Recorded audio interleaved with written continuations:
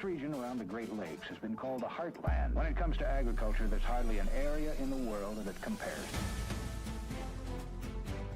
Everybody, just hold on. I don't know what we're going to have here. There's a lot of self-proclaimed geniuses out there that know the national yield, but they're all wrong. Manage money, piling in. Double digits higher. So at this point, we're in kind of uncharted territory. There's a lot of money on the sideline. So that was a crazy one. That's what brings the viewers back. That a boy. Good morning, everybody. It's Tuesday, August 4th, and this is the AgYield War Room. Dan Dempsey, and I'll be moderating today's session. As always, if you get any questions or comments, please feel free to drop us a line in the chat area. I'll be sure to get to it during the show. Overnight markets are December corn down 3.5 at 469. September soybeans are down 11 3/4 at 1162. And September Chicago wheat was down 8.5 at 642.5.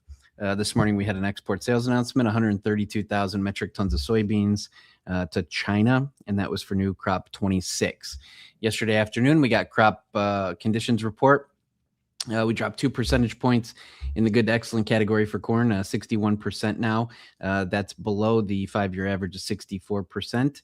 On the bean side, held steady, 63% in the good to excellent category, up 1% from the 5-year average of 62%. On the spring wheat side, interesting to see a 2-point jump in the good to excellent category, 55% there. That's well above the 5-year average of 48%. And winter wheat harvest now 86% complete. That was up 5% from the previous week and right in line with the 5-year average. One thing to note, cotton did drop 4 percentage points in the good to excellent category at 42%, and that's well below the 5-year average, well below last year of 55% there. So guys, good morning.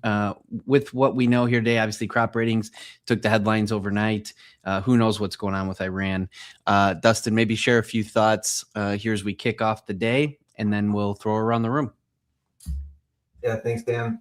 Yeah, the ratings were a surprise to the downside again, right? Another 2 points cut in corn, taking us down to 61% good to excellent nationally.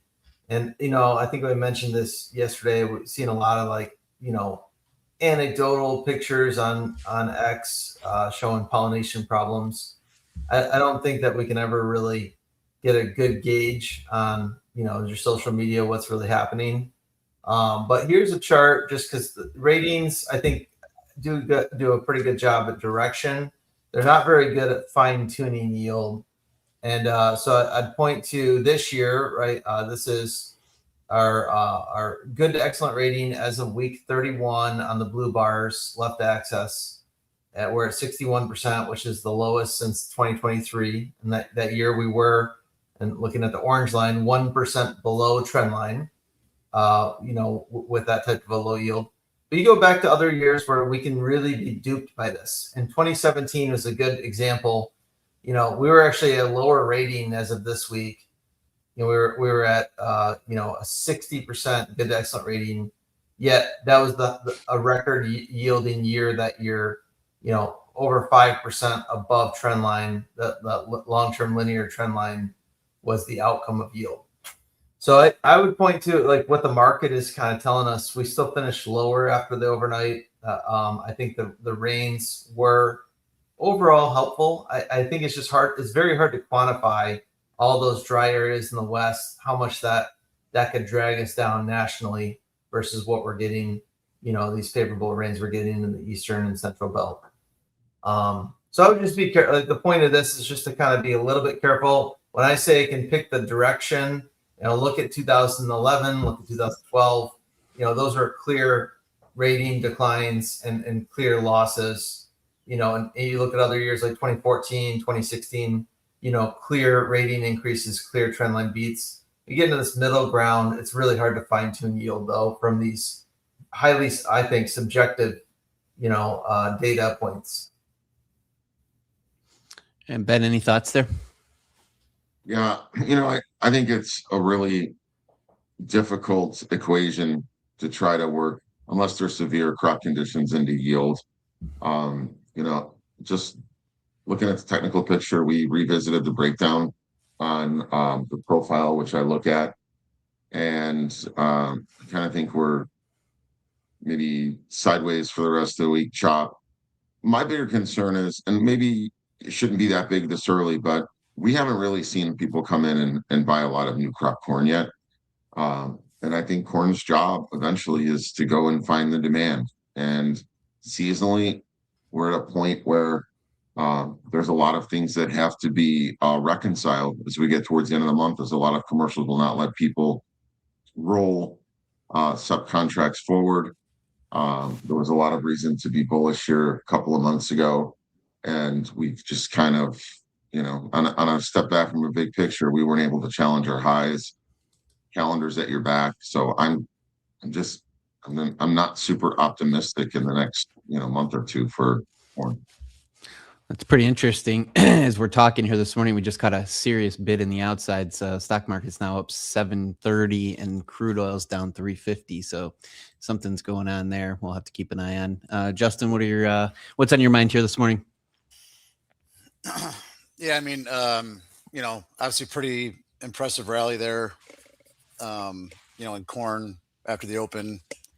So we talked about kind of surprised yesterday that we weren't lower overnight. And I do think some optimism, or some people had some ideas that crop conditions might go down. I actually wasn't that surprised. There's kind of a lag.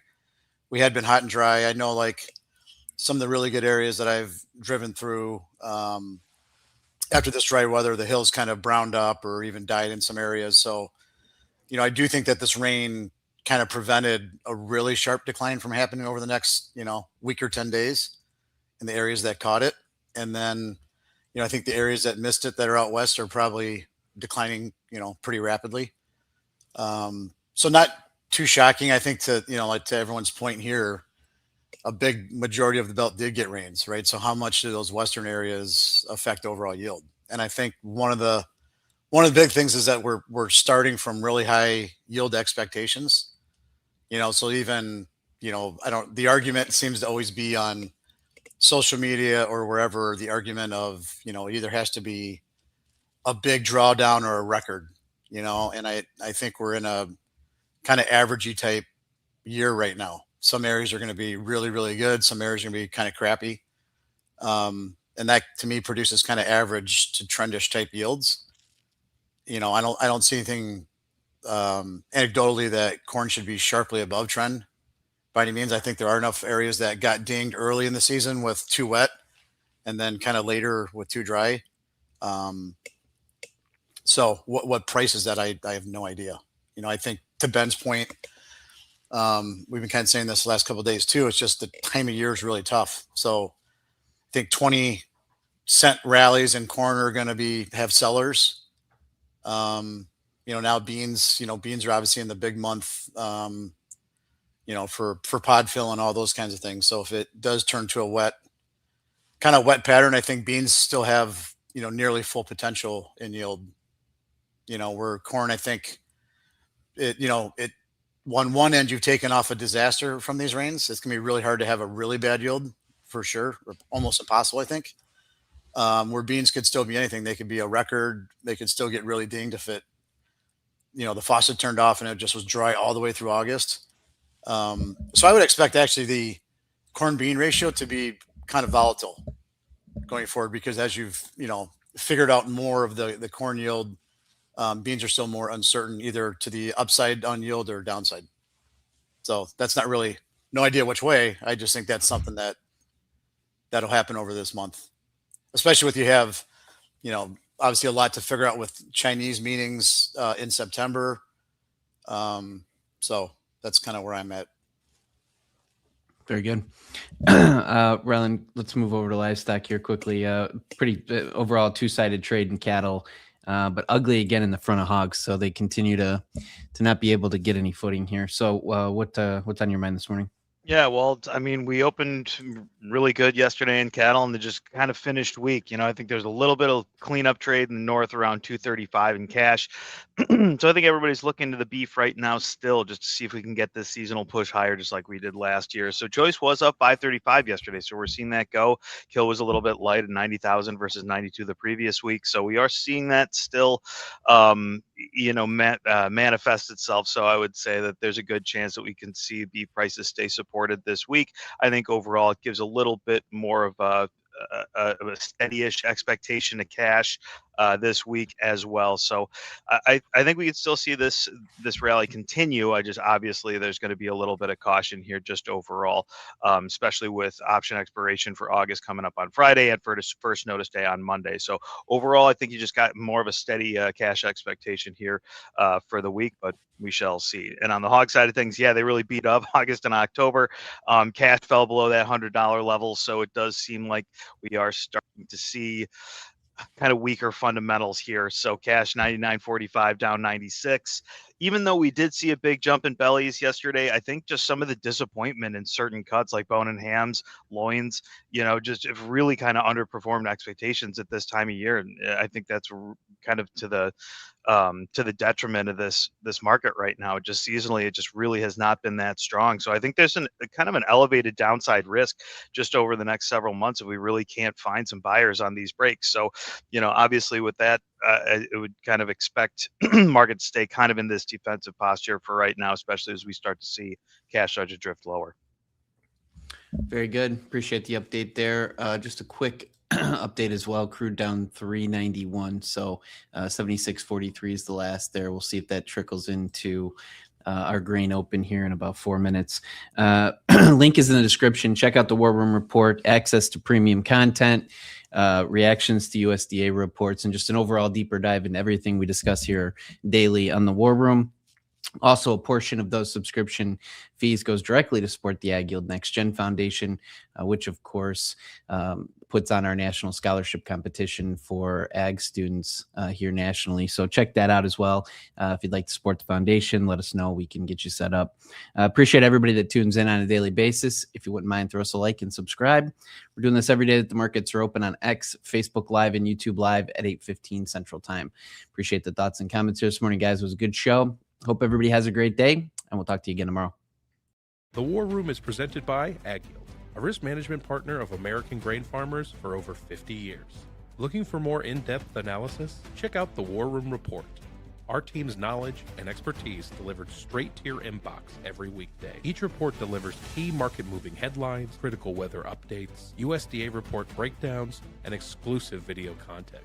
All for $50 a month. And most importantly, 10% of every subscription will go directly to support the AgYield NextGen Foundation, a nonprofit investing in agricultural education and the future of farming. To sign up for the War Room report, check out the link in the description or learn more at agyield.com. Hey guys, Jack here. Be sure to support the show by hitting the like button, leaving us a comment, and subscribing to the channel for all the latest updates. Thanks for watching. We'll see you next time.